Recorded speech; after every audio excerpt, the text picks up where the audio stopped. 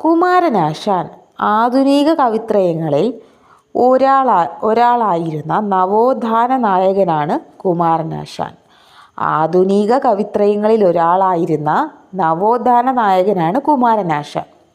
കുമാരനാശാൻ അന്തരിച്ച വർഷം 1924. പ്രീവിയസ് ആണ്. കുമാരനാശാൻ അന്തരിച്ച വർഷം 1924.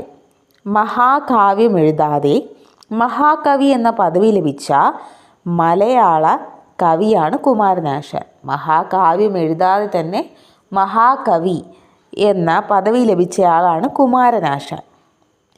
SNDPയുടെ മുഖപത്രമായ വിവേകോദയത്തിൻ്റെ സ്ഥാപകൻ. SNDPയുടെ മുഖപത്രമായ വിവേകോദയത്തിൻ്റെ സ്ഥാപകനാണ് കുമാരനാശാൻ. ആശാൻ രചിച്ച ആദ്യത്തെ ഖണ്ഡകാവ്യമാണ് വീണപൂവ്. ആശാൻ രചിച്ച ആദ്യത്തെ ഖണ്ഡകാവ്യമാണ് വീണപൂവ്. വീണപൂവ് ആദ്യമായി പ്രസിദ്ധീകരിച്ച പത്രം മിതവാദി. വീണപൂവ് ആദ്യമായി പ്രസിദ്ധീകരിച്ച പത്രം മിതവാദി. ആശാൻ വീണപൂവ് രചിച്ച സ്ഥലം ജൈനിമേട്, പാലക്കാട്. ആശാൻ വീണപൂവ് രചിച്ച സ്ഥലം ജൈനിമേട്, പാലക്കാട്. ശ്രീനാരായണ ഗുരുവിൻ്റെ ജീവചരിത്ര ഗ്രന്ഥം എഴുതിയ വ്യക്തി കുമാരനാശാൻ.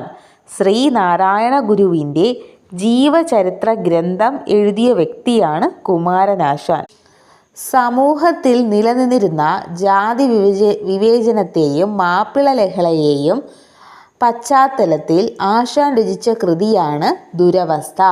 സമൂഹത്തിൽ നിലനിന്നിരുന്ന ജാതി വിവേചനത്തിൻ്റെയും മാപ്പിള ലഹളയുടെയും പശ്ചാത്തലത്തിൽ ആശാൻ രചിച്ച കൃതിയാണ് ദുരവസ്ഥ.